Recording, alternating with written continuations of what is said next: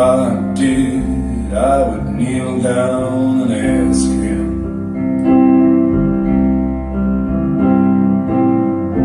not to intervene when it came to you. Well, not to touch a hair in your head, leave you as you are. If he felt he had to direct you, and direct you into my arms, into my arms, oh Lord, into my arms, oh Lord, into my arms, oh Lord, into my arms.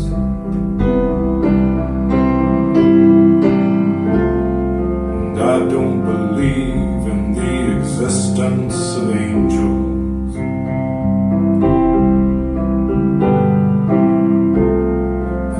At you, I wonder if that's true.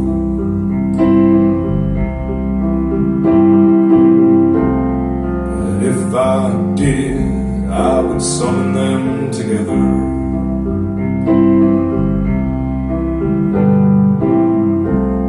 and ask them to watch over you. Well, to each burn a candle for you, to make bright and clear your path.